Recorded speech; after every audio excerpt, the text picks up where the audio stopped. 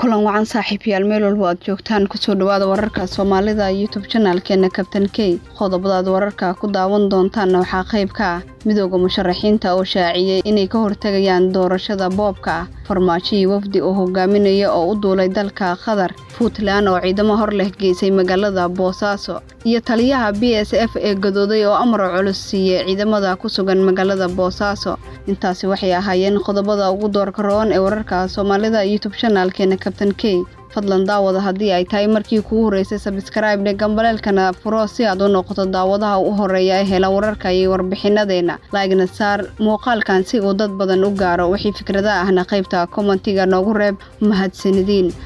aynu ku bilawnay waxa maalintii afraad oo xiriir ah oo shir uga socda magaalada Muqdisho xubnaha midowga musharaxiinta madaxweynaha kaasoo ay uga hadlayaan xaaladda dalka iyo arrimaha doorashooyinka shirkan ayaa waxa ay uga hadleen arrimo ku saabsan doorashooyinka iyo sidii looga hortagi lahaa boobka ay sheegeen in lagu hayo doorashada golaha shacabka ee dalka ka socota afayeenka midowga musharaxiinta Daahir Maxamuud Geele ayaa sheegay in midowga musharaxiinta mowqifkooda ku aadan arrimaha doorashooyinka aysan jirin wax iska bedelay ayna aaminsan yihiin in waxa socda ay yihiin boob qaawan oo aan doorasho lagu sheegi karin sidoo kale waxa uu hadalkiisa intaasi uu ku daray inay wali wadaan kulamadooda kala duwan isla markaana ujeedkooda uu yahay inay saamilayda siyaasadeed saxaan qaladaadka ka jira doorashada si looga gudbo hanaanka doorashooyinka oo la aqbalsan yahay golaha midowga musharaxiinta ayaa waxa maalmihii la soo dhaafay waxa ay walaac ka muujinayeen sida ay ku socdaan doorashooyinka golaha shacab iyagoona dalbanaya in la joojiyo dhinaca kale madaxweynaha mudxuleedkiisa dhamaaday Maxamed Cabdullaahi Farmaajo oo ay weheliso marwada koowaad ee dalka Seynab Cabdi Macalin iyo wafdi oo hogaaminaya ayaa goordhow u ambabaxay magaalada Dooxa ee dalka Qatar halkaas oo ay uga bilaabanayso booqasho shaqo oo 2 maalmood ah madaxweynaha oo martiqaad ka helay amiirka dawladda Qatar Sheekh Tamiim bin Ahmed ayaa kala hadli doona xoojinta xiriirka labada dal iyo sidii dawladda Soomaaliya iyo dawladda Qatar iskaga kaashan lahaayeen dhinacyada dhaqaalaha horumarinta ciyaaraha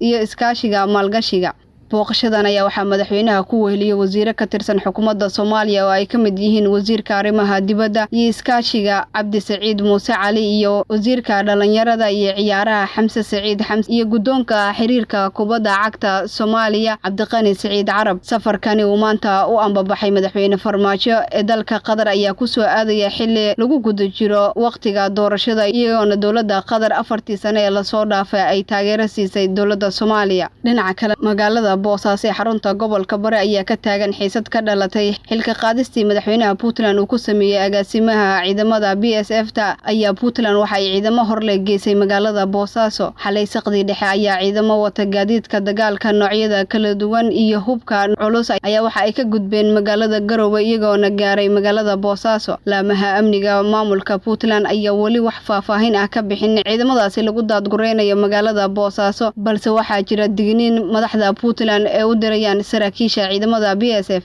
magaalada Boosaaso ee gobolka Bari ayaa waxa hadda ku wada sugan ciidamada BSF oo wata hub fara badan iyo kuwa maamulka Puntland iyadoona bulshada magaalada Boosaaso ay muujinayaan walaac ku saabsan cabsi ay ka qabaan in dushooda lagu dul dagaalamo dhanka kalena taliyaha ciidamada BSF Maxamuud Cismaan Diyaano oo xilka ka qaaday madaxweyne Saciid Cabdullaahi Dani oo saaka khudbad u jeediyay cutubyo ka tirsan ciidamada ayaa kala hadlay khilaafka u dhaxeeya ciidamada BSF iyo madaxweynaha Puntland Saciid Cabdullaahi Dani taliye Maxamuud ayaa ciidamada ku amray inaysan wax xabad ah ka ridin magaalada isla markaana ay ilaaliyaan deganaanshaha magaalada Boosaaso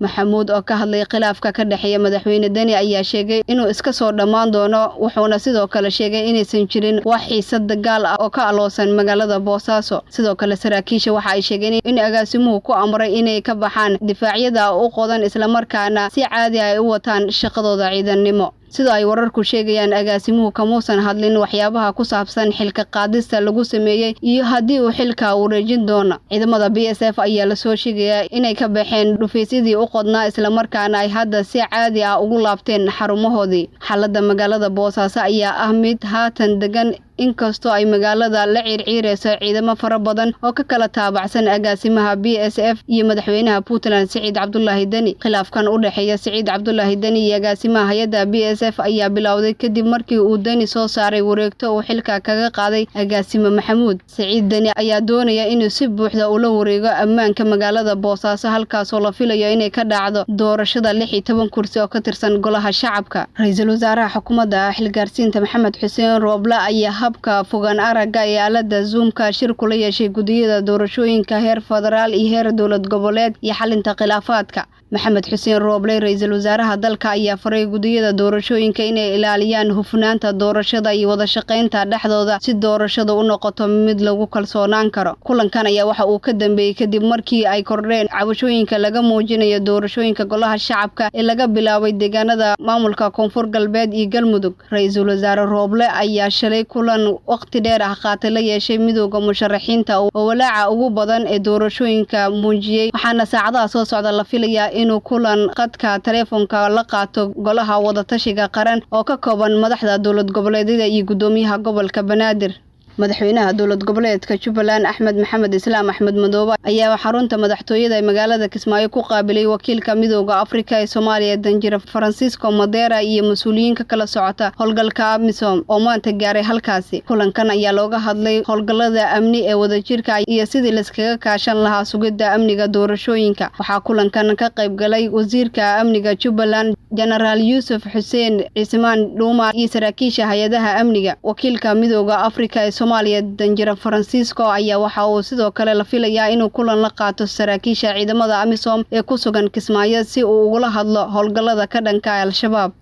ugu dambeyntiina madaxweynaha dowlad goboleedka Hirshabelle Cali Guudlaawe oo ku sugan magaalada Muqdisho ayaa kulan la qaatay qaar ka mid ah duubabka dhaqanka Hirshabelle. madaxweynaha iyo duubabka dhaqanka ayaa iska xog wareystay xaaladaha guud ee deegaanada Hirshabelle gaar ahaan arrimaha doorashooyinka. madaxweynaha ayaa ugu mahadceliyay duubabka doorka muuqda ay ku lahaayeen dhismihii Hirshabelle iyo doorkii muuqda ay ku lahaayeen dowlad dhiskii Soomaaliya. sidoo kale madaxweynaha Hirshabelle Cali Guudlaawe Xuseen ayaa odayaasha dhaqanka u sheegay in door muuqda ay ku yeelan doonaan doorashada golaha shacabka oo si hufan ugu qabsoomi doonto Hirshabelle. guud ahaan waa naga intaa wararka Soomaalida iyo YouTube channelkeena Captain K. tan iyo warka xiga intaan ku kulmi doono saaxiibayaal sidaa iyo nabadgelyo.